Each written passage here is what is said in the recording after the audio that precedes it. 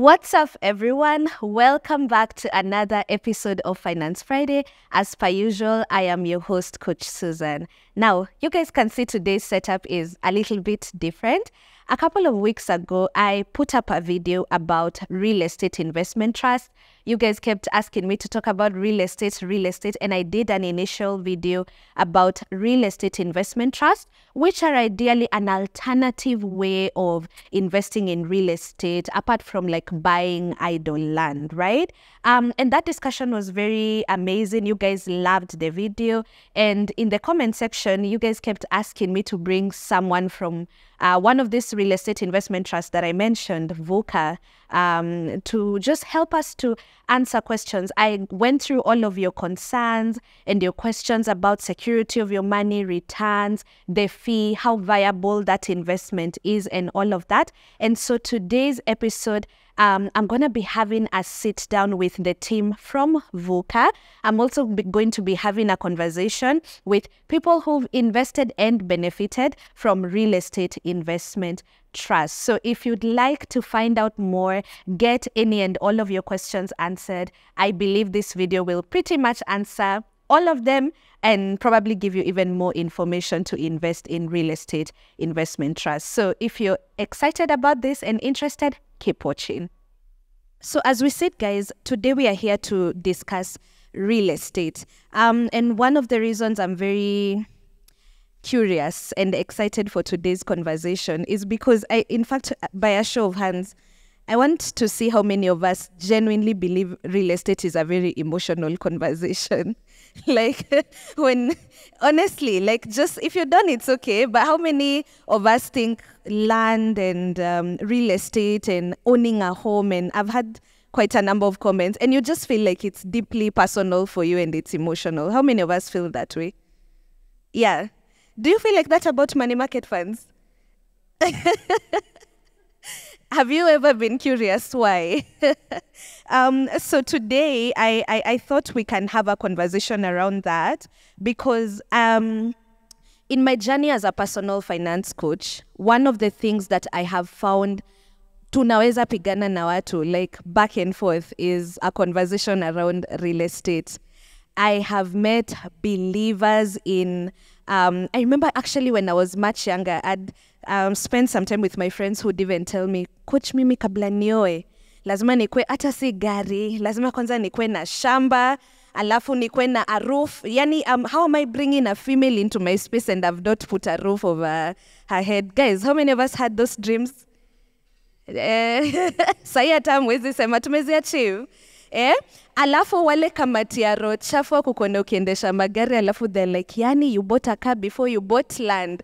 So where are you parking that car you've bought and you don't even have parking? Kamati ya road chafu tusalimie kwa hewa. Yeah, so that's why I honestly genuinely feel it, that it's so emotional, right? So I figured, why not have a conversation around it, and especially when we begin to, there's a time I did a video and, you know, it sparked some conversations. I'm very big on income generating assets myself, because for me, I feel like I am still in that phase of my life where I have very little leeway or very little money to dedicate, for example, to, like if today you give me a bond, if you guys have watched my content, you know I love bonds, for example. Like if ukinipea 2 million sahi, wallahi sinunui shamba. Like nitanunua a bond. If I'm to choose between a piece of land and a bond, I'd probably choose a bond because I know it will give me income at least in the next 6 months or in the next year, right? But I've also met someone, another one, Jiko, that it is a no-brainer for them that they are going to get a piece of land, whether they are going to build on it today or 17 years from now. Cha muhimu ni uyo mtu ako na title deed. Yeah, and that they own the place and that they know ata landlord akiwafukuza leo Nairobi, they can go simamisha a kamabati structure with their family and they get, you know, they have a roof over their head. Right? And both of us, imagine, have valid concerns. right? We just operate differently. And there's the whole aspect of, the fact that how many of us have seen or experienced people that are very asset rich but cash poor, even in our families? So, akona mashamba, lakini akiata nini, day to day is a struggle, right? So, because of that, I think I want to just get into the discussion with our investor and also our experts. And my first question, really, I personally think that the reason why we have this very big number of people investing and buying land without per se knowing exactly what they're gonna do, I personally think that it's really emotional. That, like myself, I grew up poor, and I know my background has significantly affected how I view money. So, kama nimewai kuwa evicted, ama nimeona wazazi wangu wakikuwa evicted, for me having my own land and having like somewhere I call my own is very, very important, right? So I genuinely think that it's emotional. I'd like to hear from you, right? Why do you think, or what do you think drives us into that kind of real estate? Like, why do you think people buy homes? Why do you think people buy pieces of land today? I think it's just that emotional bit. Most of us come from poor backgrounds, and we are scared of, losing a job and not having a place to go to. So the first thing you do when you get that job, your mind is thinking, I need a plot, okay? Like, remember during COVID time, when people lost their jobs, the first thing they did was kamabati, sio kimau. So I think that is the reason. And also we didn't have mentors, we didn't have exposure. So we were not taught how to invest and to have cash flow. We were only told, buy a plot as many as you can. But we are realizing later, no, it doesn't work like that. You can have your plot, yes, but you also need to have other investments so that you can be generating income to have cash flow at any given time. Yeah. I think it's just emotional, and maybe the phase we were, I'm Gen X, and so my parents really didn't have money. As you see, you always tell us, I came from a poor background, so I came in, I started working at 20, I started paying school fees, and this is when I'm realizing, really even that land is not important right now. I can buy VUCA, I can buy 1, 2, 3, 7 investment vehicles, and I'm done. I don't need it. It's just emotional, I guess, for me. Yes, for me. Yeah. Did you have land before you learned about the alternative in like options of investing in real estate? Let me tell you, I have a phobia for land because I bought a piece of land probably when I was 30 or 35. I'm Gen X, I'm over 50 right now. Until now, 18 plus years, I don't have a title. We've been in court for 18 years. So I have this piece of land somewhere, very prime, but I can't build, I can't sell. So really, for me, land for me, no. Kuna trauma? No, I have trauma, a serious trauma. I hear you. I hear you. What do you think, Elvis? I think, personally, right, the real reason we want to acquire land most of the time is that, one, we are looking for a space to store value. Now, most of the time, because I've spent time interacting with a number of individuals about investing in land and looking for alternatives. And beyond it being emotional, I realized it's also a lot more psychological, in the sense that a lot of us hold the position that I want to buy land, or I want to buy a home, but you're not really understanding the real interest as to why you want to either buy a home or buy land. I'll use the example of wanting to buy a home. So you'll come and make up your mind that your position is that you want to buy land. Probably the real interest or the real thing that is pushing you to buy that land is that you're avoiding to pay rent, or you have a phobia for paying rent. That is now what we don't realize. You can easily solve paying rent and being able to live from anywhere you want to live, as opposed to taking a mortgage and actually buying land. And another thing I've learned about taking mortgages, because it's what we usually do, and it's a key insight I've picked up, is that a bank will only give you money because you can afford that house. think about it. They look at your income, they look at how much money you make, but they'll give you the money, and because you're in a rush and forgetting wealth is created over time and you can achieve your goals, but you'll go pick a loan and sort of put your investments or income tied to something. But I think the key lesson for me is that as long as you understand, a bank will always be very easy, will always be willing to give you money, but you're forgetting you can actually afford it without even that mortgage. Yeah. Yeah, I find that powerful because when I'm coaching my clients, one of the things I like to work with is calculators, because when people run their numbers and they see their numbers, I think it brings a whole different perspective, right? So when someone comes and they're like, Coach, I'm trying to make this decision as to whether to take out a mortgage and own this house, and maybe put it up for Airbnb or even move in so that I no longer pay rent. That issue of paying rent is legit. And I want to validate, because I hate paying rent. Like, if it's one of the things that just gives me trauma and anxiety. And you know what? It's because of the repetitive nature of it. You pay rent and then you blink and it's end month again. So you're paying again and it's like none. So it's the one expense I feel like it's very, very scary. So I feel like that's very valid. And I love that Elvis is raising the fact that a bank will actually not give you money, for example, to get the mortgage if they've not analyzed your finances and seen that you can actually afford it. Because when you run the numbers, you pay, if there's a calculator, I mean, you can literally even check online. When you use the Kenyan bank mortgage calculators and you input, let's say you're buying the apartment 6 million and you're going to pay it back maybe in 10 years, 15 years. At the end of that 15 years, you've paid the bank double the value of the house, if not more. So you bought it for 6 million, but if you calculate interest and everything, you've paid, say, 12 in interest. So that means Mimi never afford 12 million. Each issue is just the timeline. Yeah, that so Elvis, I want to pick your brain on something, right?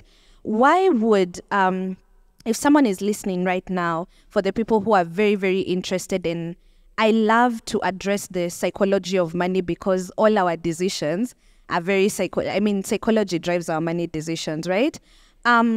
Why would, especially because I'm looking at our demographic here, if I'm not wrong, a lot of us are young professionals, yeah?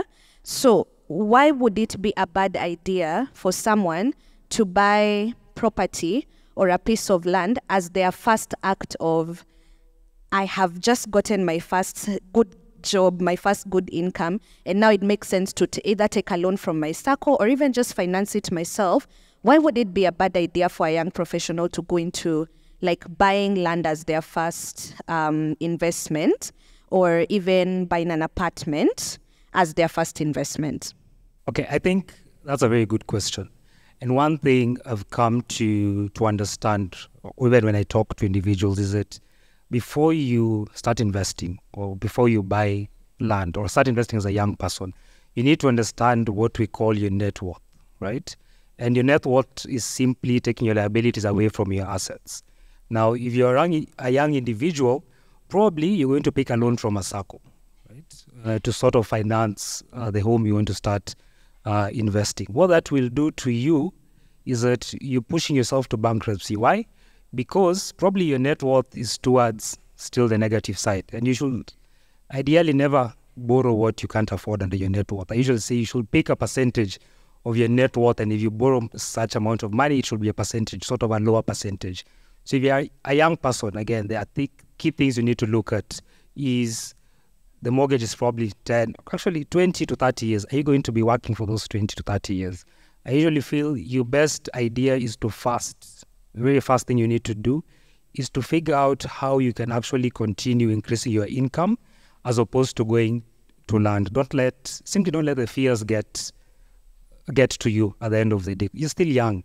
There's so many things you can do to increase your income, as opposed to falling back into the culture we've grown up with, whereby you've probably grown, the first thing unaambiwa utarent mpaka lini, umepata kazi.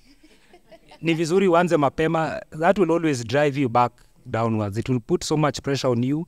you will never be able to learn how to multiply or grow your wealth because a lot of your income is tied. It means you can never take risks. I think as a young person, it's the best time to actually spend time taking risks and seeing how you can actually sort of not only multiply your income, but also grow. I don't know if you have just something to add. Yeah. So as I said, I'm Gen X. Yeah. And I have to keep on saying this because during my days, and I started working when I was 20, and that is 33 years ago, we were not exposed.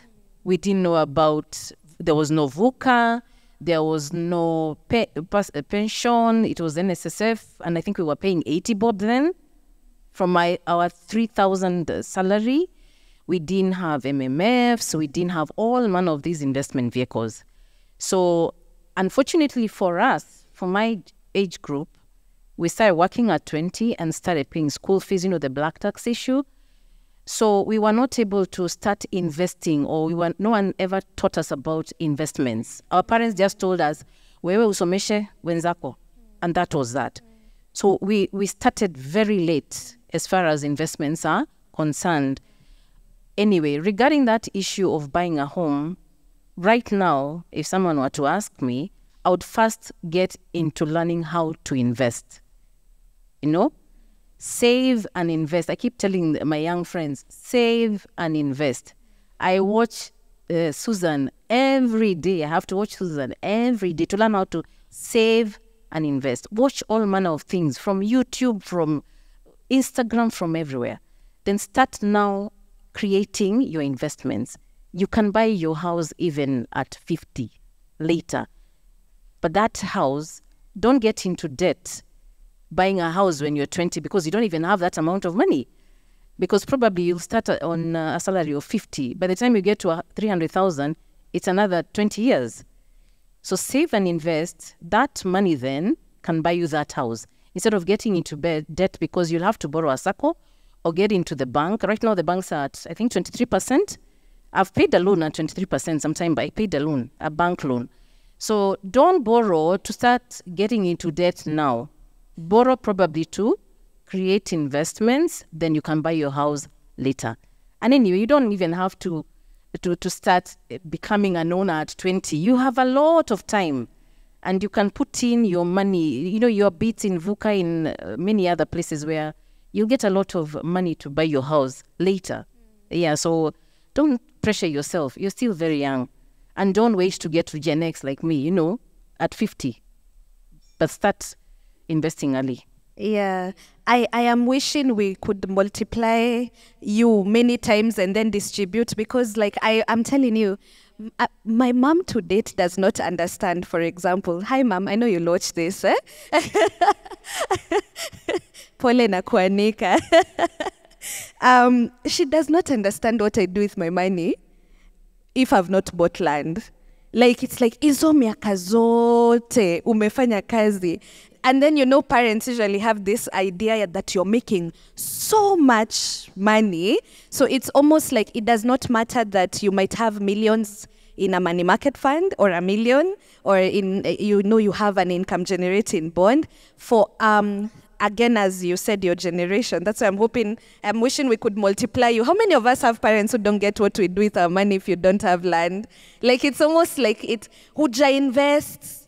As long as hauna title deed, hauja invests. Unanika unatupa pesa ama hujajipanga vizuri. So it's something that I'm very excited about, seeing people begin to change that narrative slowly by slowly. But of course, there are some of us who we still have that much pressure. And I think from home you get it a lot. And the thing is, you see, these are people that speak to you. They have an authority, not authority as in they'll force you, but their opinion really matters, right? I know there are dudes here who will consult their dad or their older brother. Maybe you have 500K, a million. There's that person in your family you talk to and you get this piece of advice, right? Or it's someone very close to you and there's that narrative. And I know Elvis as VUCA, the team at the VUCA Investment Club, you people have really just been trying to change the narrative, right? And there's something I saw very interesting on your website, some maybe 2 or 3 months ago. I loved that slogan. It said something like, as Africans, we are not poor, we just invest poorly. Have you guys seen that on the website? I found that very exciting, and I'm curious to pick your brain on why do you think that? So the reason we think that as VUCA is basically the key insights we've seen. There's something I've always noticed is that culturally, or just as an individual, we always equate wealth to physical assets. And by this, I mean you see someone driving a big car and your mind clicks, this guy must be having wealth, right? You see someone driving a small car, you realize this person must be a kadudu, yes. And you're like, oh, you're I'll give you a personal example, right? Like I do have a small car. At times I drive my wife's car. And I noticed one thing. Whenever I approach a mall, right, I am searched. And I'm like, they're asking me, unaingia? And I'm like, una drop. Of course. Una drop. When I drive my car, I am like, the guys don't even search me and they actually just allow me to enter. And it really hit me that it's such a cultural thing, right? Then in that way is when we came up with it. We are not poor as Africans, we just invest poorly. We simply pass over opportunities repeatedly. That's how I define being poor. And those are the key insights that enabled us to come up with such a quote. I think another example I usually see is a lot of us, when we plan for holidays, if you think about it deeply, this year you're probably planning, the only time you're going to go on holiday is probably December. That's if you're working. So you're saving the entire year to go on holiday. Then you go and land in a place like Watamu, right? And I like comparing ourselves with the West because I get a lot of insights on how they act. You go to Watamu, you're probably there for 4 days. Then you meet a different race of people at Watamu and you realize these people have been on holiday for 2 whole weeks, enjoying themselves. You're there for 4 days and you start analyzing yourself, wondering, so what do I do wrong? Why am I on holiday for 4 days, meeting people who are looking at me? Yet I'm in my own country and they're here for a whole 2 weeks. And realize you'll analyze the worst part is that you'll analyze yourself and you'll leave coast knowing what you need to do. But once you come back, you then paralyze yourself and you're like, you know what?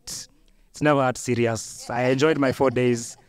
And I'm now back. And get selective memory. Yes, get selective memory. That's why I really like that quote. And I start talking to people with that by telling people, you need to understand is that, right? We simply just choose to live in a very different. Yeah.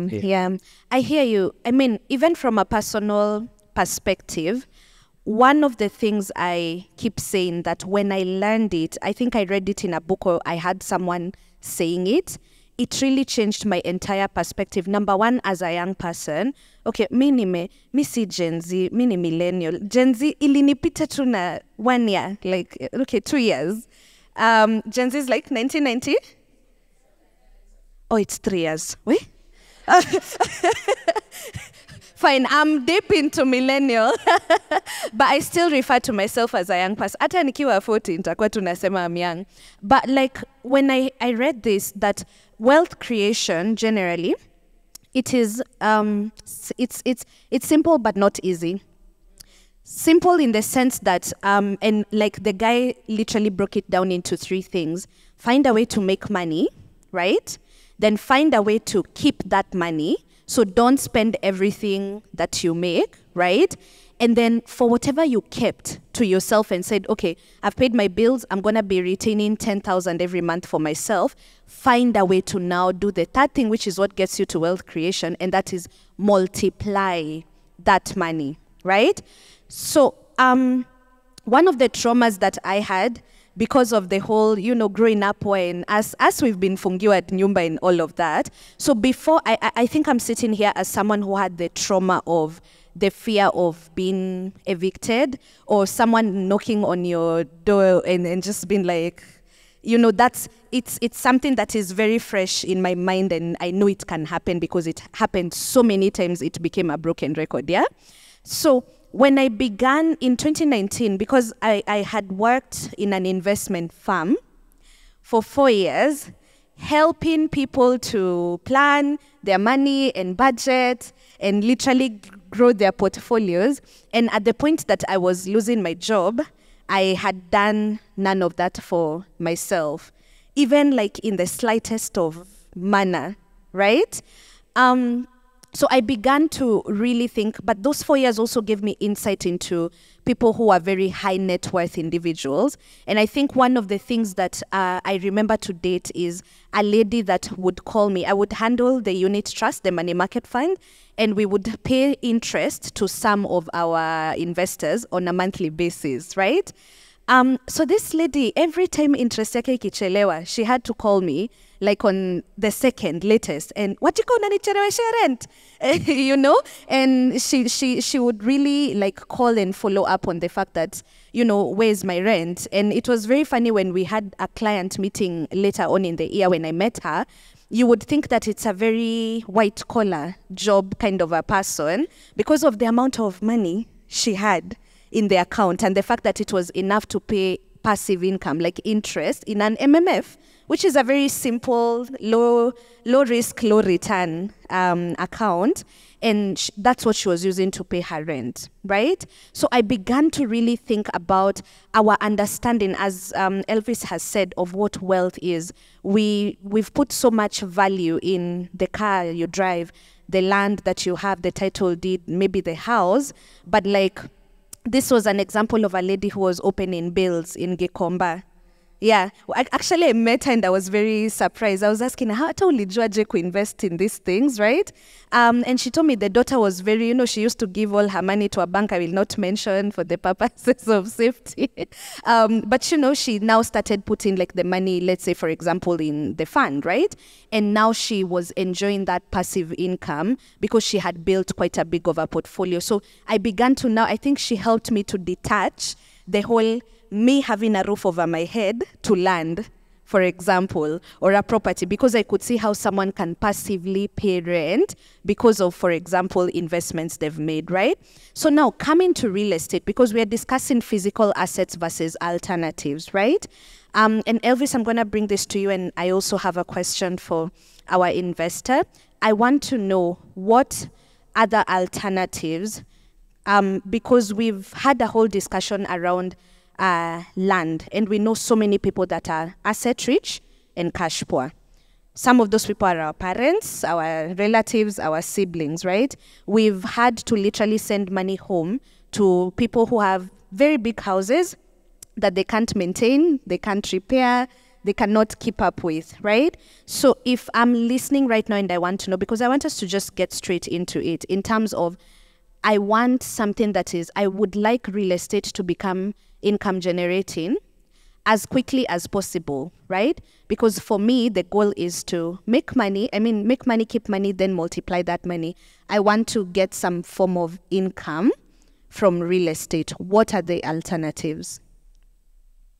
Okay, I think that's also partly why we're here, right? And one of the alternatives that I will say is a direct alternative to traditional or rather physical real estate investing. This is just because I believe you still have your interest in investing in real estate. It's simply what we currently call real estate investment trust. Now, a real estate investment trust, in simpler terms, is simply a collective investment vehicle, right, that invests, operates, and owns real estate assets by pooling funds from a group of investors. They're usually structured as a trust, whereby the assets are held, again, by a trustee. Now, let me just bring it home a bit. If you look at this building that you're currently in, right, you probably look at it and you're like, this is a very good building. We're here, we're probably paying money. It obviously generates income. But the cost of putting up such a building could be quite huge. And you have this interest of, if I was to be able to put up such a building, then for sure I'll be set for life out of the income I would get. Now, what REITs do is to simply take such a building, change it into a financial asset, obviously within regulatory aspects. Then once you get the value of the entire building, right, you sort of now divide it into what we call shares or units. Then you sell these units to multiple people. So now you don't have to go pick a loan of $1 billion, for example, or even 10 million, right, to come and invest in real estate. It just means because you're still interested in having a portfolio that is exposed to real estate, you simply now come and pull your money together with other investors and you have a stake in actual real estate. Now, when you do that, you move away from the ideas of having to manage your property, the ideas of having to hire a caretaker, etc. Now, your money literally works for you. So, one, you have exposure to real estate because that's what you've always wanted to have. And secondly, it becomes way easier to earn income when you do REITs, when you invest in a real estate investment trust. Now, this is a very new concept in Kenya, rather in East Africa or the African market, but it's a very well-known concept in the West. And it's how a lot of people in the West actually generate wealth by investing in real estate. It's just that when you bring it back home, it's very hard. It's more of a cultural issue. And we don't have many people setting up real estate investment trusts. And the good thing about this is the fact that it's actual real estate that is regulated. I usually like to say that in Kenya for a very long time, we've always had real estate that is unregulated. So you put in money and you end up losing a lot of your money. Why? Because you've been hyped, you've been told real estate pays a lot of interest, etc. So you get in. But once you get in, you find the story is very, very different. So I think personally, and I will always just say your direct alternative to real estate investments, direct real estate investments, is by simply investing in REITs, which still give you an exposure to real estate. Yeah. What are the advantages of real estate investment trusts? Because I'm thinking, why would I be convinced to, let's say, even shelf, maybe not completely abandon I don't want to, but like shelf that dream I had of land and home ownership and leaving some form of heritage to whoever, right? Why would I pause that and think, okay, yeah, it's probably wiser to do real estate investment trust. So could you take us through like the advantages of investing in REITs as opposed to traditional real estate investing? Okay, fine. So I think, I believe some of the advantages that will convince someone to actually invest in real estate investment trust. One is the aspect that you're able to generate a consistent income, right? So by law, REITs are actually regulated to pay at least 80% of their income back to investors, of their net income back to investors. So the first key advantage is consistent income, as opposed to having to go and pick an agency who will charge you to look for a tenant if you choose to buy a house, as opposed to having to argue with a caretaker who may also now tell you one day, wake up, the pump is spoiled, you have to add in money, etc. So you're able to put your cash and actually get consistent income. Another key advantage to me is the flexibility and the cost of entry, whereby in our case within VUCA, you can actually invest in real estate with as little as 5,000 bob, even 1,000 bob if you'd like, as opposed to going the other way of picking a loan, or rather a mortgage in this case, and throwing it all into a real estate project. So it gives you that aspect of you can build your wealth over time, pole pole, and you're still able to generate income. And the last thing for me is, and I usually like pushing this as an advantage, is that REITs literally enable you to diversify your investments. They're not here to compete with money market funds or infrastructure bonds or other financial assets. It's simply here to enable you to diversify. So as you're investing in different assets, you always have this urge of, I really need to get into real estate. And it has its pros and it has its cons.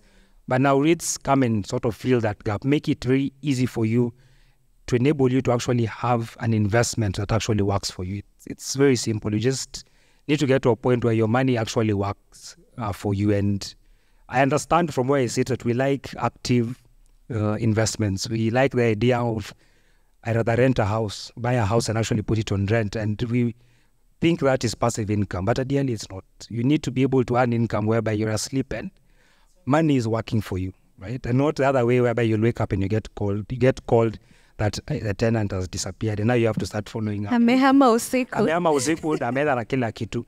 Yeah, so I think for me those are the key advantages that I will look at. Yeah. Okay, I'm going to come back to you, but I want to talk to Victoria because you've invested in real estate investment trusts, right? Yes. Now, Elvis is here giving us stories. Yeah.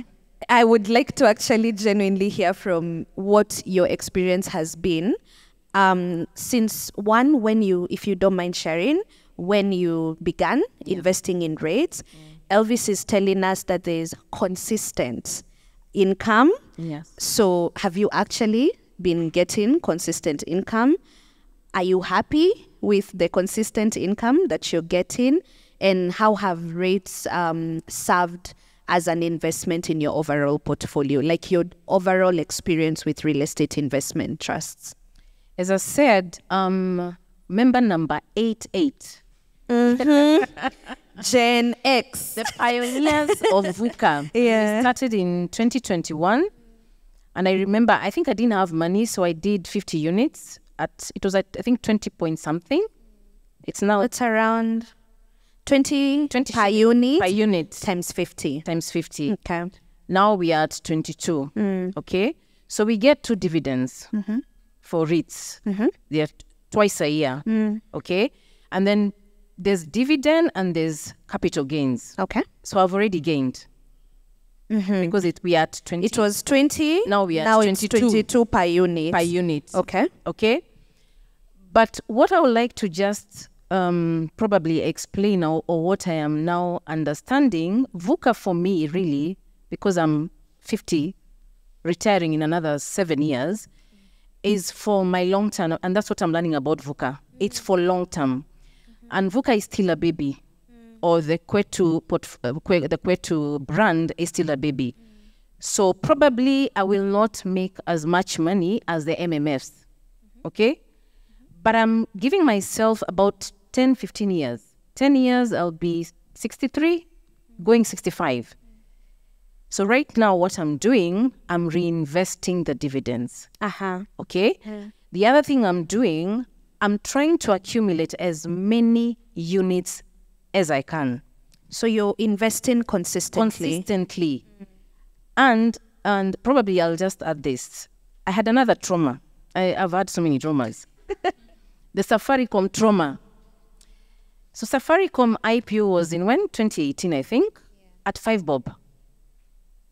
I know I had 200,000 somewhere. So I wanted to buy 5,000 shares, but I think it was oversubscribed. So I only got 100, okay, at 5 bob. Then I topped up, bought up 4,900 at 2 bob, Safaricom share. Then at 15, I had an issue. You know, this is black tax thing. So I went to ICA, haraka. I told this lady, I want to sell my shares at 15 bob. And I remember she told me, Vicky, honestly, don't sell this share. It will grow. Pana mimi niko na stress na pesa. I sold. And I forgot about it. In 2022, that share was at 44. It hit, an all-time high. Let me tell you, I have never recovered. And I know I had either 200 or 500,000 somewhere. I went to a boutique, I went and did mojitos or whatever. Let me tell you, it is the most traumatizing thing. Till today, I have never recovered. Because those people who waited, but how long did they wait? Actually, close to 15 years. Yeah, 13 to 15 years. So that is how I'm operating with VUCA.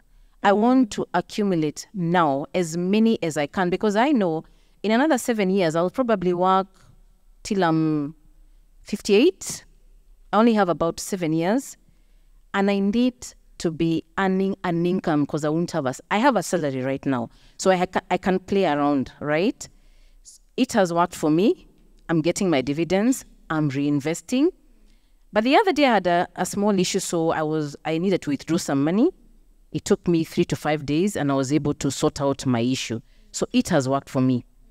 Yeah, so I'm happy. But for me, and I would probably tell you the young ones, it's for the long term.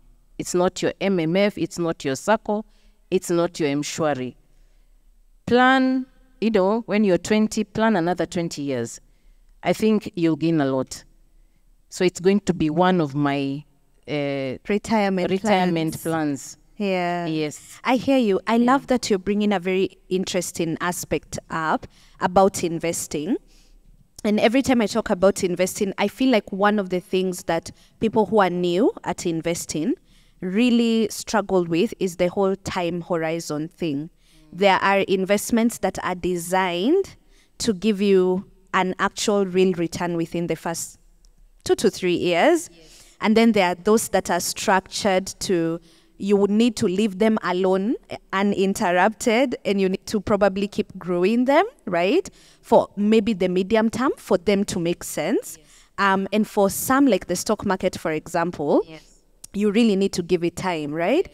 I read The Psychology of Money some 2 years ago. And one of the things that stuck with me, in the book, Morgan Housel really talks a lot about Warren Buffett, because whoever talks about investing without mentioning Warren, right? We know him as the dollar billionaire who made his money in the stock market and leveraging, right? The thing that surprised me most when I read that book is that by the time people were getting to know about Warren and how much money he had made in the stock market, this guy started investing very, very young. We are talking close to, around 18, 19. I think he was 8 years. Yeah, he probably younger, but he was in his teens when he started investing. And by the time the world got to know about Warren, he was pushing 50. So you see, by the time he's famous, I think guys thought, oh, Simon's a invest, 5 years ago, and then now we know Warren Buffett. One that stressed me out because I realized I probably should have started saving for my retirement at 4 years old because I'm like, that's how long it takes to make real wealth, But like, I love that he brought out the aspect that this guy had an entire 20 plus years, 30 plus years for the one powerful thing to do its thing, compound interest. And compounding is an aspect of two things, time and consistency. So you give your investments enough time, but then you also consistently top up, like make investing a lifestyle, not an event. So it's not like, oh, nimeangukia 100K, wacha ni invest, and then I'm thinking the 100K will miraculously become 100 million in 5 years. But it's starting with the 100K and then structuring my finances in such a way that I'm funding or topping up that account on a monthly basis regularly for years. For me now to be 20 years down the line, enjoying the kind of passive income that I believe we all want, where I had someone say they want to work or do whatever they're passionate about without worrying whether it's profitable or not. Talk sorted. Like they're really, for you not to, I mean, we are passionate about what we do, but profit is so important. So for you to get there, you really are sorted, right? So I love that you've brought out the aspect of giving it enough time, number one. And then number two, being consistent. I also would like to echo the whole long-termness. I don't think there's any real estate really that is short-term. Is there? Not really. No. Yeah. So whether you're doing the traditional asset aspect of it or you're going the REITs way, I still believe real estate genuinely should be looked at as a medium-term to very long-term investing. Now, Elvis, I want to come back to you, right? You've mentioned consistent income. I'm very curious for the guys listening to us to really understand. I'm just going to ask it, how do I actually make money in a really, I know you've mentioned, but could you just take us through how exactly do I make dividends? What are they? How do I make capital gains? What does that look like in an investor's portal or, Okay, so when you invest in VUCA, you're ideally investing in what we call the ACON student accommodation income REIT. Now, in short form, we usually call it the ASA IREIT, or you'll probably hear it as the ACON IREIT. Now, you're simply investing in the Kwetu student residency. So you've probably seen these huge buildings, the hostels, Wilson View near Strathmore, there's one in Hurlingham, etc. Now, when you invest, you're owning equity in those properties. Now, those properties are generating income through the rents we actually collect from the students. Now, this rental income that we collect monthly, right, is what we pay back to investors as a dividend. So that's how we get your dividend. So we pay it twice a year, which means after the first 6 months, which is January up to 30th June, which we call it interim. Now, we do an audit, and out of that audit, we pay out 80% of our net after-tax income back to investors. And that's how you earn dividends. So when we say consistent income, it's the fact that each year, rather twice a year, you're earning dividends, basically simply because you're actually investing in an asset that is generating income. Yes, the problem with most real estate investments is that you just jump into it without understanding, can this property or other asset actually generate the income it needs to generate to pay me back, right? So you also have to look, when you invest in real estate, you have to look at it in the sense that you're investing in an asset that can actually work in this Kenyan market. If you're not, and to me in real estate, if you're not solving an actual problem, that asset is not going to work out. Yeah.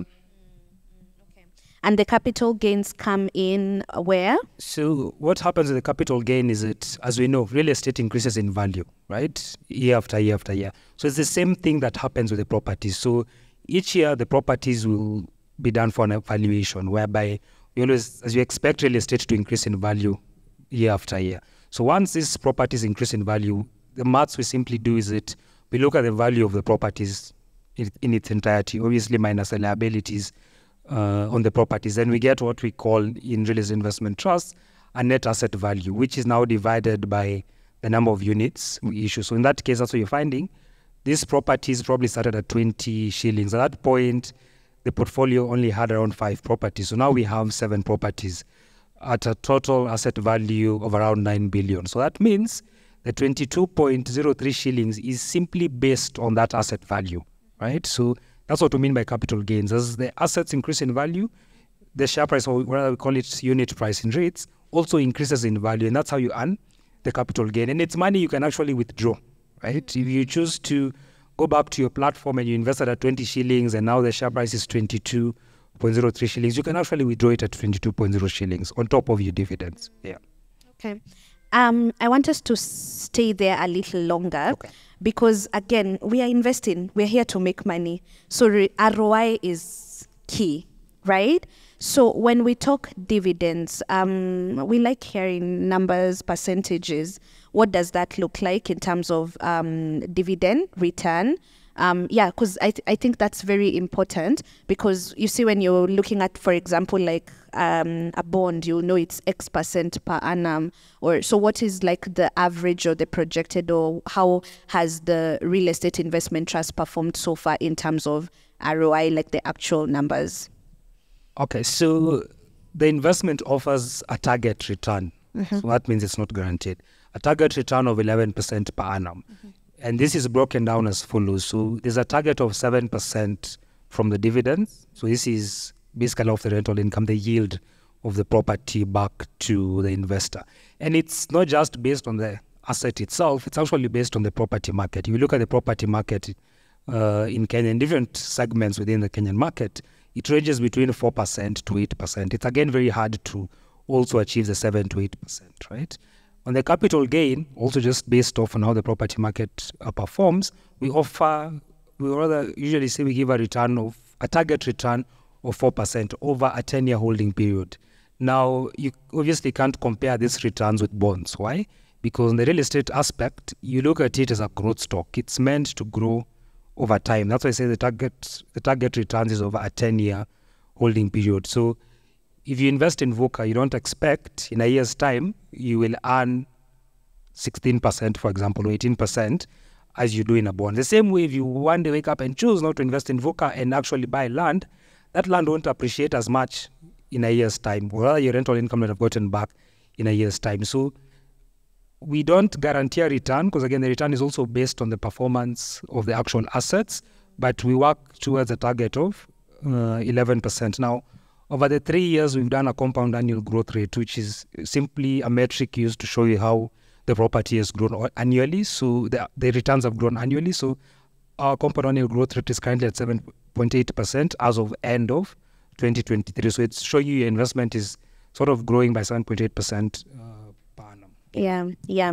I want to ask just 2 follow-up questions for comparison purposes, because we are getting numbers, and I remember I did a YouTube video introducing my subscribers to real estate investment trust, and there were 2 burning questions, and I think you've already started tackling, right? Yeah. So someone asked me, Coach, this real estate investment trust, I can do it as little as 5,000 bob, right?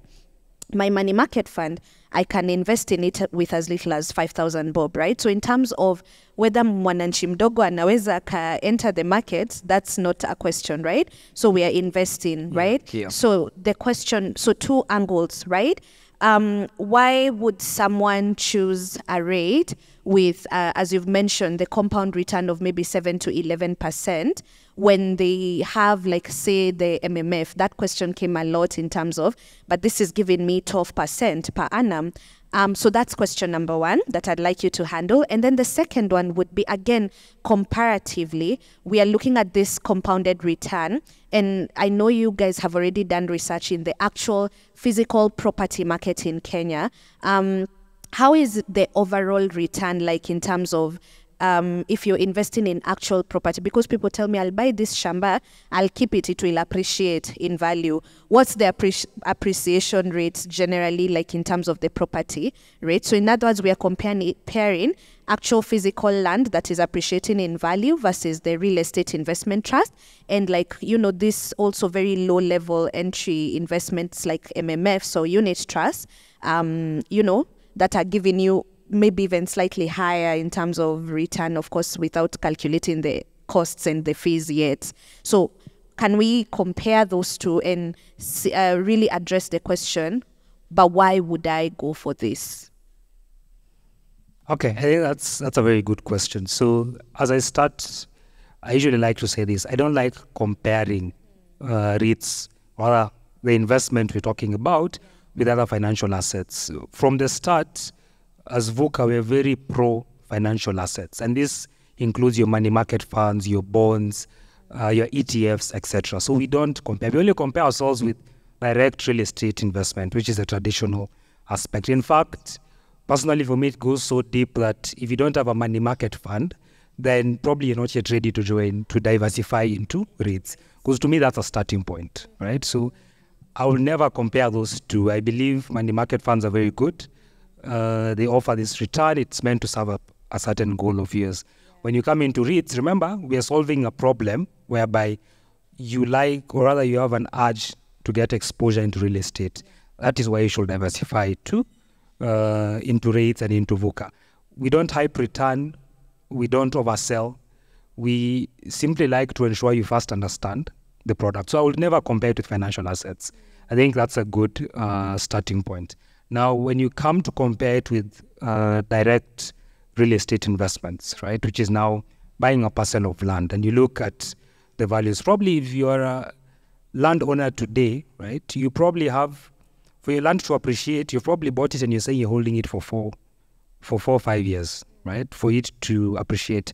If on our end, our parcels of land, which are again located, the buildings themselves are located in very prime areas, and we're targeting a growth of 4% per annum, right? To get that 4% per annum means you have to invest in a prime area. So most of us will end up going to buy land, maybe senior sites in the outskirts of Nairobi, where it takes very long for that land to appreciate. And then when you buy that land, you're forgetting your actual cost. Remember, you've paid the likes of stamp duty, you've paid legal fees, etc. So before you recoup that cash, even on a per annum basis, you'll probably sell after, let's say, even 5 years, probably you find your return is 10% or even 12%. Then you compare with us where we're giving you a target of 4% per annum. And remember, the properties are located in very prime areas. So to me, that's how I would compare them. But at the very start, we're extremely pro financial assets. We simply believe that's the only way we can generate wealth. If you look at the West, for example, it is their capital markets that have built those countries, right? We borrow from their capital markets, yet we can actually borrow from within if only we change our mindsets towards how wealth should actually be created. So yeah, in simple terms, when you join VUCA, please don't compare it to the money market fund. A money market fund is a very good investment if it serves a purpose for you. So basically invest based on the goals you have instead of trying to pick cons on every single investment, right? And the most important thing, again, diversify. You never want to have more than a certain percentage of your net worth in one investment. It's what the rich and wealthy people do. They diversify like crazy. We tend to forget that. But the real true wealthy people, if you look at their portfolios, they've literally diversified. I usually like to study Chris Kirubi back in the day. This individual had diversified into so many industries, but probably we only knew, for example, in this case, Centum, but in all reality, all these businesses for him just made up a portfolio in simple terms. He actually employed people to do the actual work. So that's how I tend to think. Yeah. Right. I love that response. So, I mean, I love that you've even said that if you've not even invested in your simple money market funds, you're probably not even ready to like invest in real estate or even real estate investment trust. Number two, what I'm learning is that the only reason I would get into it is that one, I have an appetite to invest or to get into real estate. But and maybe I may not have, again, this room is full of young professionals again. So I know for a fact I do not have 4 million to buy prime real estate yet, you know, but I know I can get 20,000 every month or 10,000 every month to begin to grow a portfolio in real estate that would eventually earn me good passive income in my 40s or 50s, you know. So I love that you've clarified that it should only be because you have an appetite for real estate, but like you don't have the, you know, I mean, real estate is capital intensive. I mean, the physical aspects of it. Like for me to be able to buy a property, I mean, even the apartments people are buying for BNB, I mean, it's 6-7 million if you get a really good area. How many of us have that cash unless we take out mortgage loans? Right? Or SACCO loans. For me, I find I'm such a haba na haba hujaza kibaba kind of person. Because that's how I've built my entire portfolio, really. Like, it wasn't because I stumbled into so much money. It was that I valued the little 5,000 every month that I had to spare, or 10,000 every month that I had to spare. So I hope if you had that question, I really needed to ask that, and you've been trying to compare and wonder, but why would I do this? Then it really is just about you're interested in real estate and you would like a very simple entry point. And I think withdrawal is also something, because there's also the illiquidity of physical assets. And maybe I can come to you, Victoria, on that. I have, you know, how easy what's the withdrawal process like you've been in the real estate investment trust, right? So, and you need some money. Or for some people, you know, there are people who put for 1 month to observe, and then ukipanic, unataka kutoka haraka. So that, I mean, I feel like genuinely in Kenya, people have been burnt. That's the reality. Yeah. Watu wamekuwa burnt na investments. You trusted people. They did forums like what we are doing right now, and people still, you know, were not able to recover their money. So I want to hear from an actual client how easy it is or difficult it is for you to access your money when you'd like to liquidate. So number one, as I said, as a Gen X, I'll go back again to that. We didn't have M-Pesa, we didn't have internet. So it was basically like when I was selling my Safaricom shares, I had to walk to my broker. So for VUCA, you have your portal. You can see your investments, you can see your money. Buy, sell, I've done it. It's very easy. You go sell, then 3 to 5 days you have your money. It's as easy as that. You don't have to leave your desk. You don't have to go to the VUCA offices in Lavington. It's as easy as that, and you get your money very, very fast. Yes. Okay, so 3 to 5 working days. 3 to 5 working days. Nani hapa amenunua shamba akajaribu kuuza in 3 to 5 working days? Tuambie how that went. It's very nice. Yeah, I think the illiquidity is quite kind of scary. Elvis, maybe one last question, because I'd like to come to you guys. I know you probably have questions. Yeah. There's something that every investor usually wants to know, especially smart investors who've done it a while.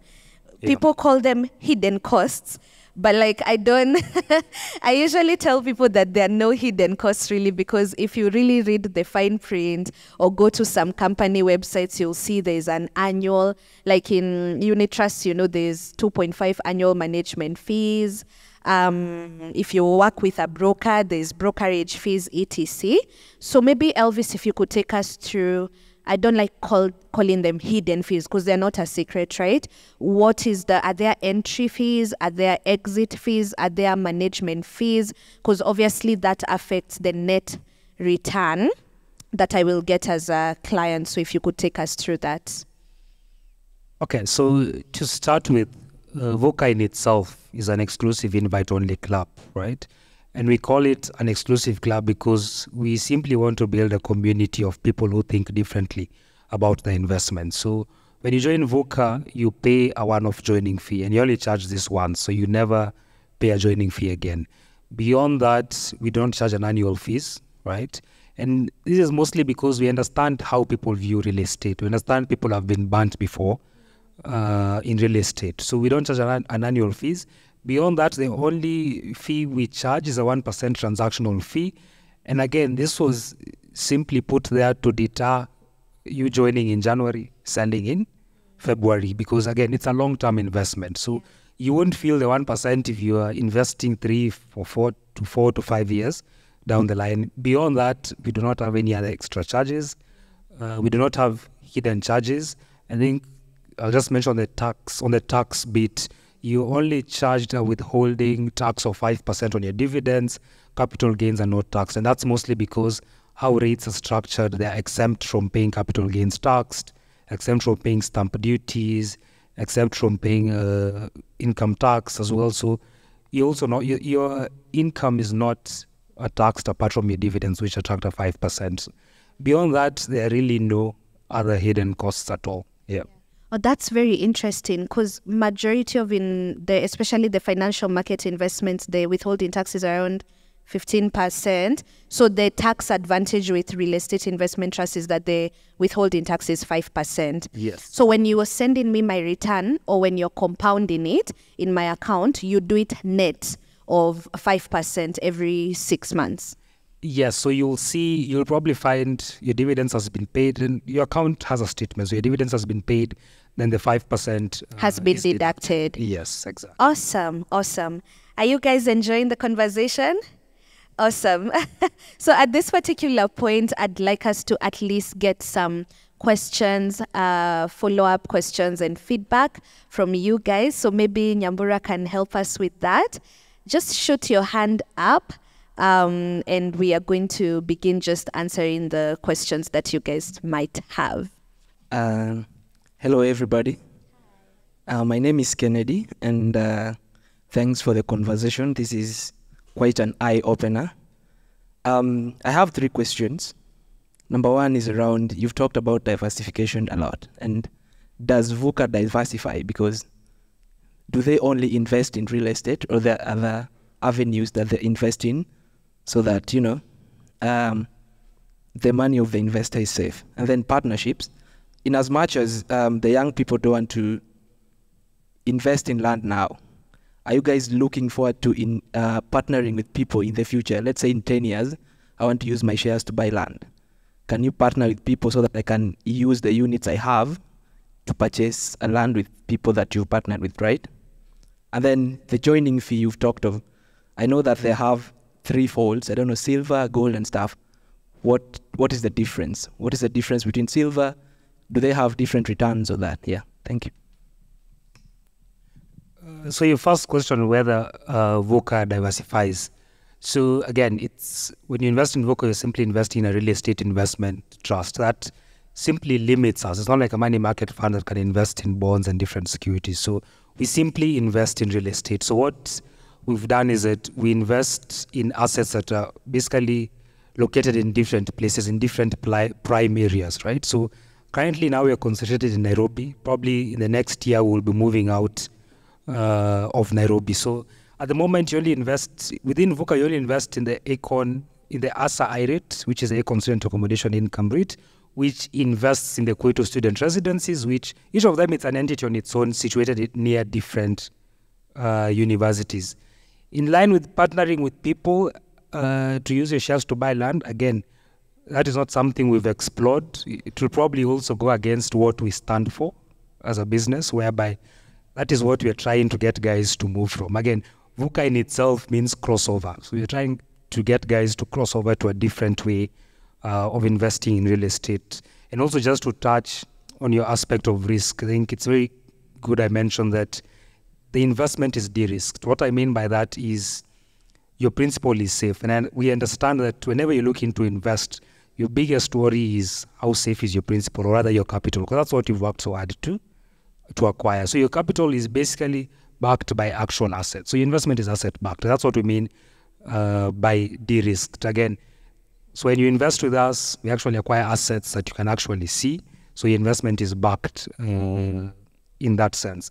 Now, the different tiers we have, they're simply membership tiers, and they're basically there to help you, one, attain a certain goal, right? So you probably start at silver, between 0 to 100, then you'll upgrade all the way to platinum, right? So they're simply there to help you attain a certain goal. You don't earn different dividends based on the tier you're in. I think it's very key I mentioned. This is regulated real estate investments, unlike other investments where people can just decide how much they're paying you today and how much they will not pay you.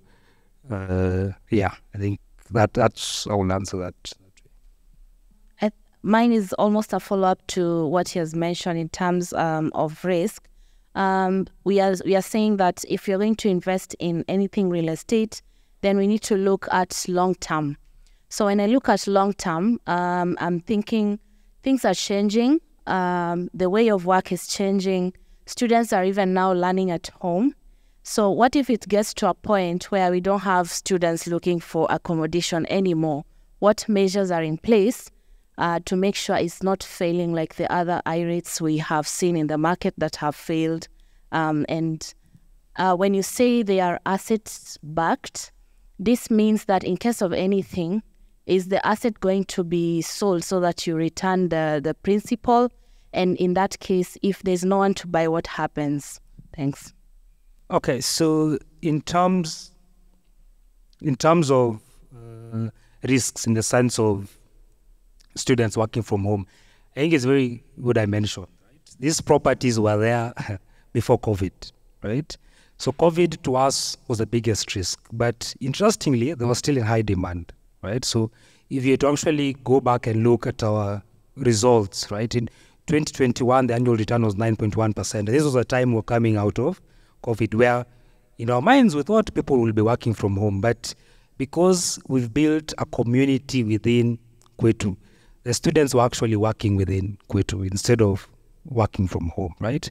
And another reason why this is such a prime asset is mostly because we looked at an investment style. Usually it's a thematic investment style whereby you leverage on research to look at technological, microeconomical, and basically future trends that will come up. So one, it's an asset that is well researched. So we've already seen through, especially with COVID, proving to us that these are the key things that are needed. So again, I will simply just go back and answer that question in the sense that, again, we've seen such a risk try to crystallize on the properties, but the properties still were able to weather that in the sense that we still had students, right?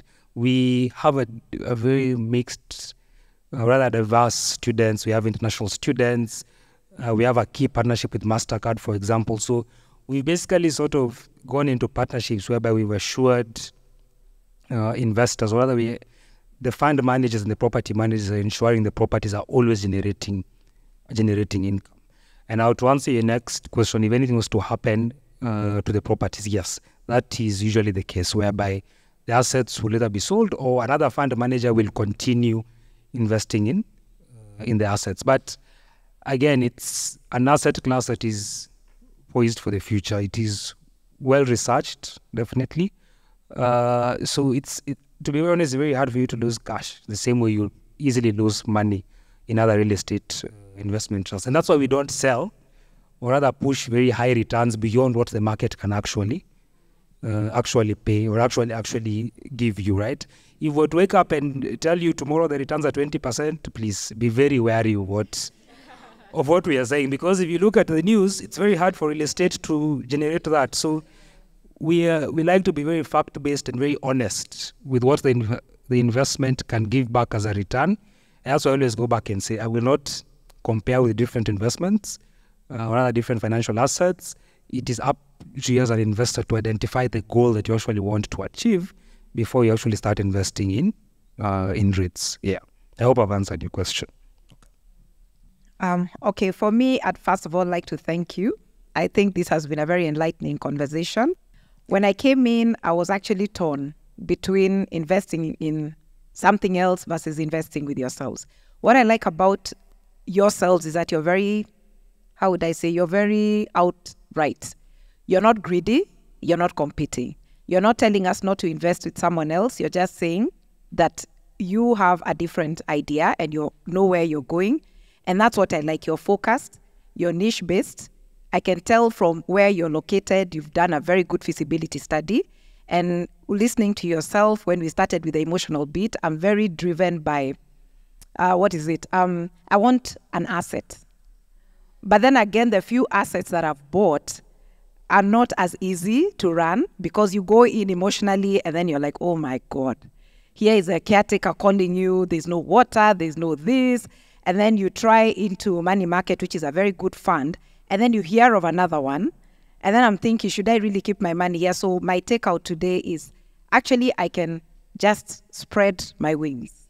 Yeah, I can, the one that I was torn in between, what I was planning to invest with yourselves, I can actually split it into two, invest with them. From what I get from that in terms of interest, I can bring it to VUCA or vice versa. So I have that opportunity to, play it safe and, be also long-term and still achieve my morbid fascination with property because of my background. And yeah, I'm also Gen X. So my parents are all about property, what are you doing if you don't have this? But then again, it's changing. It's changing, yeah. Yeah, like you said, a lot has changed since our time. The opportunities are immense. Yeah, and I was also worried about the liquidity part. How do I liquidate? Because there's been funds, when you call yourselves exclusive clubs, there've been people who have come and say they're exclusive, and then they find that the law did not quite favor it. So yeah, we have to now sell it to the general public. And then now when you do that, it's like I have to talk to one of the reps to give me priority to sell my, and that was answered very well. So thank you. It's been a beautiful evening. Thank you.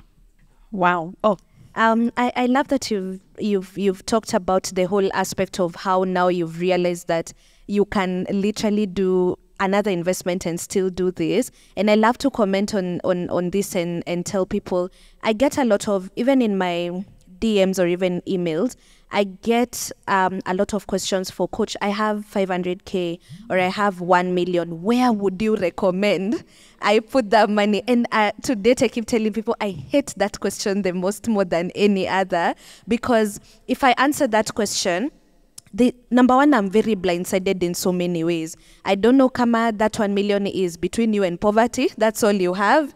I also do not know your goals. I don't know the time horizon. I don't know what you're working with. But also the second reason I do not like that question, and I encourage people to learn to ask the question, yes, but better or differently, is that you, and just echoing what you're saying, there is no one investment under the sun that is the perfect investment to achieve your goals, right? Not one. So there's literally let no one lie to you, I got into real estate and my life changed and this is the only investment that I do, and you know what? Or someone else, it's stocks or bonds or forex or crypto. Any investor worth their salt understands what you've just said, that the trick is in a proper balance of investments, right? So you have your investments for short term, medium term, long term. And then you have investments that are supposed to give you some level of liquidity. You have investments that are supposed to finance passive income. You have investments that maybe are even funding enjoyment for you, right? Like as he said, you unatembea watamu watu wamekuwa po vacation 3 weeks. Wewe unatusumbua Instagram with your 2 days in Diani, And there are people who have some X amount of money that comes in passively, and that's what they vacation with twice a year. And you're just thinking it's wash, Yeah. So, so generally, I love what you've just said. Never have I call it the, all or none, kind of like train of thought. It's like I either do this investment or diversification is the answer, really. You want to diversify based on your goals. You want to diversify based on timelines, right? And I also dare say, forgive me, Gen X, but diversify based on age as well. Yeah? There is an age you get to where hata health yako haitakukubalisha kuchukua some risks, si ndio? Kama wewe ni mtu wa kupandwa na blood pressure you know. But there's also I love talking to people, especially if you're here in your 20s and you're in your 30s. I love reminding people of this thing, the advantage of time. I can literally get into an investment today, mess up at the age of 30, and in 35 I have already recovered, right? So even as you are investing, take into account, how old am I right now? How many more years do I still have to go? And like, for example, it's one of the reasons I'm excited about rates. It's one of the reasons I personally really love, like, even the stock market, because of my age. Like, I have so much time, enough time that these investments require for them to literally make me rich auntie at 40, you know, or 50, right? So I love that you've really raised the issue of diversifying. So that's a key thing in investing. Yeah. Hello, good evening. I was a little bit late, but let me ask, in a case scenario where you invest in a unit, maybe in Kwetu or something, how long is the leasehold? I'm asking this in an aspect of, there's been this issue of security, and where people say, you see, like, these student hostels, they come to solve the issue of student accommodation, and people say in the long term, I wish my grandfather, my grandmother, my mom had invested in a unit in Nairobi or somewhere else where I can be accommodated when I'm in uni. So I'm just trying to know, people want to create generational wealth, but they want to know, like, my kids or my grandkids are sorted in the future. So how long is the leasehold for maybe a unit or something? Okay, so I think I'll just take you back a bit. So when we mention the word unit, we don't mean that you'll actually acquire the entire property or an individual hostel. You're basically investing in shares, in a pool of shares. So again, if you want to do generational wealth, even with your shares, yes, you can buy them. It's actually very easy to transfer the shares you actually acquire within VUCA to a beneficiary. You won't go through the issues you see in TV of someone passing away, then they are having so many issues transferring land, right? Again, the properties you see are actually owned by investors. Econ doesn't hold them. They are held by a trust, which is Cooperative Bank. So as you invest, you're basically owning equity in a pool of properties. So you won't one day come back and find there's an issue of maybe there was a land grab somewhere or the property was on lease, etc. No, there are properties that are fully owned by actual investors who've pulled in money. Yeah. Hi, good evening. My name is Karani, and I have just one follow-up question. Regarding, I know it will sound like a broken record, but just a clarification. You mentioned that once you invest in the rates, 80% of the net income is what is going to be distributed as dividends, if I'm not wrong. Now, my follow-up question is, this 20%, in case, because you know all these big fishes, the likes of Kina BlackRock and likes, they started with a certain thing in mind, then they got to a point where they diversified and ventured into other industries.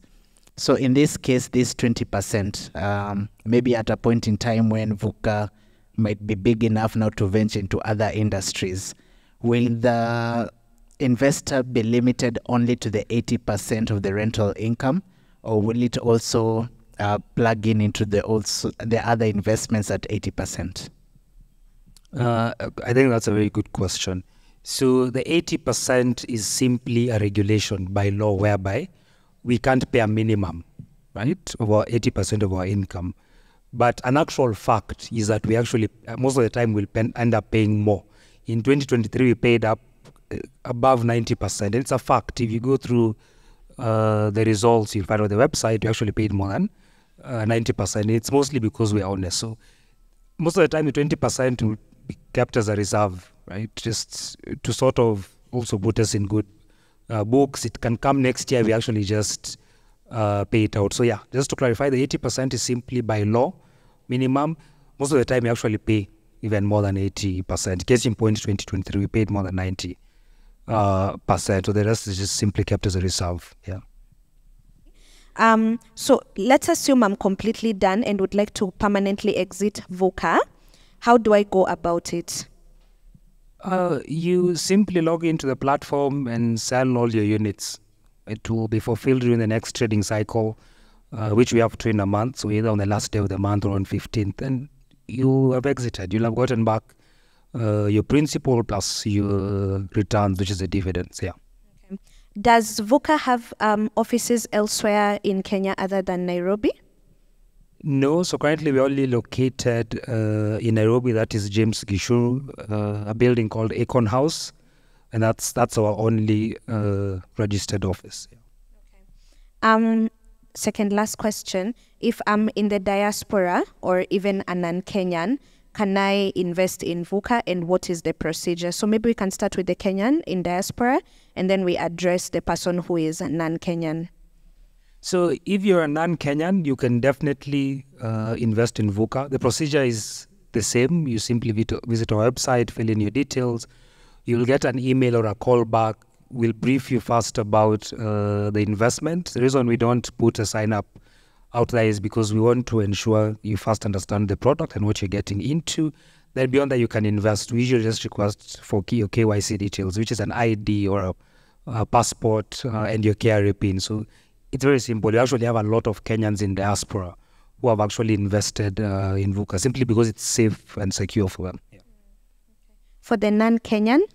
Currently, as a non-Kenyan, you can't invest unless you have an alien ID or a foreigner certificate, and that's simply because of regulation, whereby the product is offered to Kenyans strictly at the moment. The last one, sorry. Can the rate unit depreciate? And in that case, what is the effect on me as an investor? So on the unit price, I think it's very key I mentioned, it is not impacted by supply and demand economics. It is simply impacted by the assets, whereby the price is pegged on the actual assets on ground. So it's very hard. We usually know real estate increases it in value. So unless probably we enter in sort of a downfall in the economy, right? Which again is very rare. So at that point you may end up finding probably then your share price could decrease. But it's very rare, mostly because it is real estate increases in value. That is how it simply works. The unit price is pegged on the value of the actual assets. Yeah. So it's possible if there is like a decline in overall economy and the...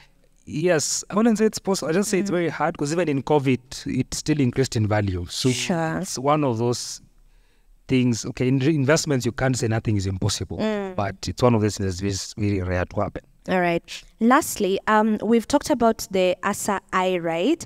And I do know that people are also familiar, if you've done your research, that there's income rights and there's also development rates. So maybe as we conclude, you can just help us differentiate the development rate and the income rate. We know that the VUCA one, for example, is an income rate. Maybe you can tell us if there's development rates that you are also doing and whether they are accessible to us as individual investors. Okay, yeah. So yeah, at Akon we have two different rates. So we have a development rate, and this simply is a rate that actually adds value into actual parcels of land. So it acquires a parcel of land, develops the land, and then stabilizes the actual property. Then we have the income rate. So the income rate simply invests only in acquires and invests and operates stabilized income generating real estate assets. Now the key difference is that on the development side, it's a lot riskier and it carries risks that we cannot pass on to retail investors at the moment, until a point where, based off research, we are sure we can definitely pass such risk to retail investors. So it's usually open strictly to institutional investors, or what we call professional investors as defined by the capital markets authority. So on this side, the income rate, simply because it generates income and carries less risk, it is what is opened up towards individual investors, because at that point, we understand the biggest fear is losing capital in real estate. So we, again, very honest and very factual, whereby the I-rate is what we believe we can pass on to retail investors at the moment. Yeah. So nikiomoka nikwe high net worth ni kuongelesha about the rates, eh? All right. Yes. So I'd like to maybe give Victoria a chance to maybe give us your part in short. I feel very privileged when I am around Gen X. And mostly, especially maybe, I'm going to put you on the spot here. For us to invest, we are having a lot of conversations around investing, but we can't invest money that we do not have, right? So in terms of how has your wealth creation journey been along the way? Are there some mistakes you look back and see? In other words, what would you tell like your 30-year-old self or, 35-year-old self or 40-year-old self in terms of like investing, right? How has that journey been? What are some of the mistakes you've made and, you've recovered from, obviously, but also in terms of what do you think you did right, so far, so that even we can take that and, and some of us will definitely go and apply, hopefully. Yeah. So it was very difficult to create wealth because of my generation. I think she'll tell you that, because obviously we started working and we started paying black tax. And so we learned later in life that you must start early. As soon as this is my take, as soon as you start earning an income, you must pay yourself first. The same way KRA takes your money before it gets into your account, you must pay yourself first. So I made a lot of mistakes. I took loans for consumption. That pulled me back. By the time I was realizing what was happening, I was 30, I was 40. Then I started seeing my retirement. And that was a wake-up call. So nikajita mkutano. Looked at the monies that I had, looked at my debts. I started working with a 50, 30, 20 rule. Go and Google. You have your internet. Then I started tracking all my coins. It doesn't matter. My mojito, my CG, I went where, every shilling. Then Google came, internet came, M-Pesa came, we have our laptops. So from the comfort of my desk, I don't need to go to my broker, I don't need to go to VUCA offices, I don't need to go to wherever. From my desk, I'm able to buy my investments or to actually create the portfolio from the comfort of my desk. So I put aside some money, and I decided, pay myself first. The second thing I did, I ran my race at my own pace. Amen. I don't look at Elvis. I don't look at Susan, because we all come from different backgrounds. Yeah. So if you think, you can see I have natural hair. If you think it's the hair that is causing you not to invest, cut your hair. Why are you clapping? And it is other gender. Where's the other gender clapping? True. If it is your nails that are making you not to buy a unit at VUCA, MMF, put in some money at the circle, cut the nails. Okay? Yeah. So it's been a learning process. I've made a lot of mistakes.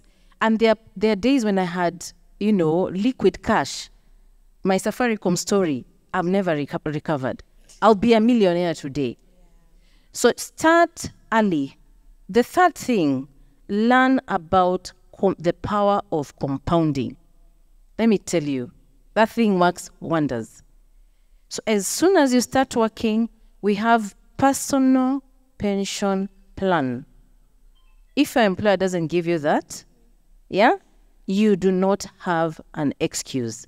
Start as early as you're 20. Compounding is the best thing that has ever happened in the investing, whatever. So those are the things I learned. So you make a lot of mistakes, but you learn. It is never too late. I'm 53 and I still feel I'm not ready for retirement. I'm really scared. But as soon as you start, and guys, it's not about the job, a salary. It could be inheritance. You can ask your mom to loan you 100,000 shillings if they can afford it. Give VUCA 10,000, give MMF 10,000, go to NSC, buy a few, couple of stocks. And let me tell you, it's very interesting because this season of, I think, January to June, SACCOs are giving dividends. Everyone is paying. The NSC is giving. The other day, I got some dividends from my SACCO. I just decided, let me treat myself. I just paid and I went. And then I wondered, why was I taking loans to finance my life? So save, get your dividends, and live the life you want. But the earlier you start, the better. And tafadhali, kwanza Gen Z, I'm sorry to say, please run your race at your own pace. Don't go buying a car because Elvis has bought a car. Buy a car because you need it. I drove at 42. A car. I upgraded after 10 years because it's from point A to point B. Unless it's giving me mechanical problems, really, I don't need to upgrade. I can always buy a Mercedes later in life, And then the other thing I'm also, I would like to say is, like for VUCA, for the VUCA investment, I don't think I want to run after tenants when I'm 63 or 70. That is one of the reasons I'm buying the VUCA. I don't want to deal with KRA. I don't want to deal with Kenya Power. I don't want to go running after land rates. I don't want a caretaker. I don't want rent tribunal. I just want my money to be somewhere in VUCA because I need to buy my medication. The knees will be hurting then. I don't have time. You see? That is one of the reasons why I got into VUCA. But diversify, as my Gen X was saying here. Don't put all your money in one basket. Have some VUCA here, have some MMF, have your SACCO, but also avoid debts. Yeah. Yes, avoid debts. Those debts almost brought me down. So avoid debts as you can. And also come for these investment forums. They're very, very nice. You learn a lot. Watch Susan, watch Agatha, watch Elvis. At least every week, come out with something. I do that, and I'm 53. I sit down and I make sure before the week ends, I have learned something new about investing. Okay? And I'm so happy to see the young people here. We didn't have mentors. No one ever told us. We were just told, go to work. Now, usomeshe wenzako, usomeshe wenzako. That was it. But I am learning. It is never too late. So I wish you well, guys. Thanks for coming, and I hope we will meet again. Awesome. Elvis, start by telling us how far from Gen X you are. I think as a young individual who borders Gen Z and millennial, just on the line and on matters relating income, because I understand me being included. I enjoy life. Most of the time I go out, right? But one thing I've come to understand, and this is for those who have not inherited wealth like me, you didn't grow up having generational wealth like me, you have to build yourself. And one thing I learned very early in life when I started working, and I started working when I was 18 years old, actually 17 years old, fresh from university, because someone spotted talent in me. But one thing I learned is that there'll always be people who are poor and those who are wealthy. And it always starts with a mindset. Now, if you're young, the first thing that can always give you income is your lifestyle. If your lifestyle is that of you enter a room and you're losing money out of your pocket, please, I will suggest check yourself. If your lifestyle is one that you enter a space and you're actually earning money, that is a good start. So one, you have to look at your lifestyle. Two, if you're employed, I personally have a team, right? And one thing I like to tell my team is that don't look at employment as you're working for someone, right? aim to become what I call an entrepreneur within someone else's space. Or rather, in simpler terms, become a James Mwangi, right? The thing we usually tell ourselves, I'm only working 8 to 5, I will never go the extra mile, I will never do this, etc. It will always fail you, because the day you start your own business, you will feel that pinch and pain of someone telling you they can only work here 8 to 5, right? So, key tip, if you're employed, become an entrepreneur. If you choose to go into business, please define the business versus moonlighting. Moonlighting is seeing someone is doing something and you want, like the Uber craze. You are not, if some of you saw a lot of people investing in Uber and you're like, I have money, let me throw it there. And now all of a sudden that market has disappeared. If you choose to enter into business, build a business that you're actually planning to sell. At least have that mentality first. Build something that you can actually sell. And the last thing I will say, in simpler terms, money is simply hidden in opportunities. You must be solving a problem. The only reason you find a lot of doctors are actually entrepreneurs is because they're solving a problem. Most of the brands we used were solving problems. Quid to the investments we're getting into was a problem being solved. And the last thing, financial literacy is very important. It's better you have an umbrella when you don't need it than not have it when you actually need it. Don't let all people lie to you that these people are always selling financial literacy, but they're not telling us how to make income. Prepare yourself first. Then beyond that, once you have the money, you have a chance to actually be financially intelligent. Yeah. Amazing. Let's give Elvis a clap. Thank you so much for joining us, and thank you for the words of wisdom. I think we can hand it over to Nyambura to just help us wrap up, right? Awesome. Thank you so much. First of all, parting shot, man. You have to say, Miss Japan. hey, unapea kila mtu opportunity. I'm just here. I with these gems. Banda, I hope you guys pick the point. Absorbing. I hope these guys pick the point. You know, if your hair is the bother you. I wome push. Kumbe wendo uliko na clap huko. I was clapping. It was me. I know my boy. Guys, anyway, give us your parting shot. First of all, I'm really learning a lot from you guys, so thank you. For me, I would say again, as a as someone who's I think I am actively smack in the middle of what I would like to call my wealth accumulation stage. Wealth accumulation stage being you're on your first job, your second job, you're probably starting your first ever investment, or you're on your second and your third. My journey has taught me that the greatest investment, especially because we're talking about investments, that you can never make is in yourself. The day I began to look at Susan as the income generating assets, that's when I solved my income problem. Because like for me, I had a serious income problem in the sense that, as Elvis has said, not everyone here can ask their mom for 100K, as Victoria is saying, to go do an investment. Not everyone here can call back home and say, yo, I have this business idea. Simni nini upate, those people who have the privilege of saying my dad or my mom was the first investor in my business. I did not have that privilege. Matter of fact, I'm hearing Victoria mention black tax, and I'm just like, hey, can we not even go into that conversation? That's a whole night. So for me, I got into it already disadvantaged. I got into adulting already disadvantaged, in the sense that there's already an income problem back home, so you have black tax. And then at some point when I thought my career was just peaking, it tanked because I lost my job. And then I get into the business world. And of all years, I want to start a business in 2020 when COVID has done the thing, yeah? So for me, income was my biggest issue. I've never been a spendthrift, and I've met people who are like that. So there are people who like enjoyment. And then there are people who you can see, even with balancing everything, you're still really struggling. Like you don't have a lot of wastage happening, but you're really struggling.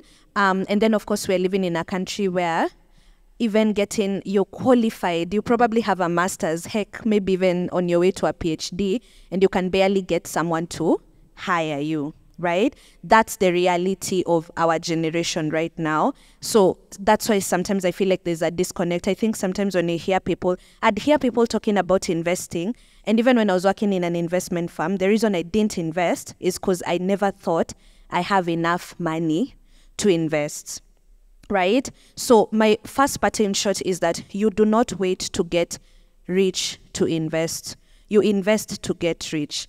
That's the biggest lie of our generation, that you're just seated there waiting for the day that you will get rich so that you can start investing. Wachana na whatever you think are rich people investments. Go for these ones you've been told you can do 1,000, 5,000. I look at my portfolio today because I started my financial journey in 2020 and now we're just in 2024.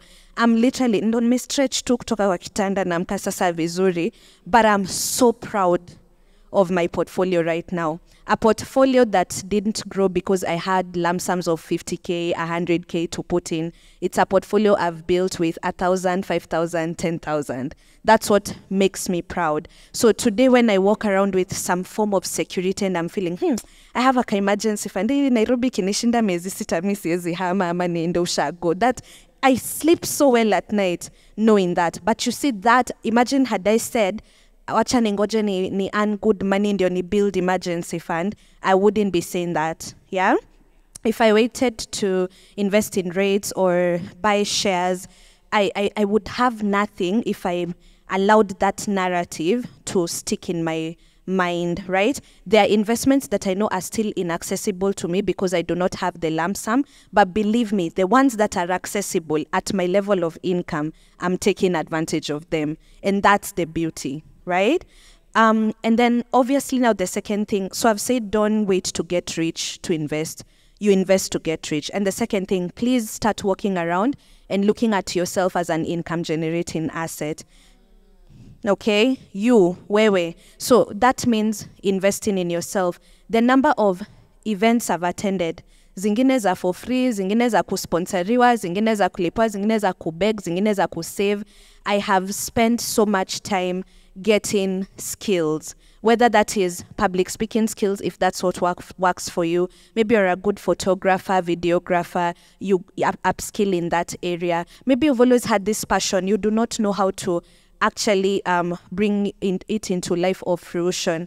We are no longer in that generation where you wait, don't wait for your parents, don't wait for the government. Let's not go there. Traumas. Let's not talk about those ones.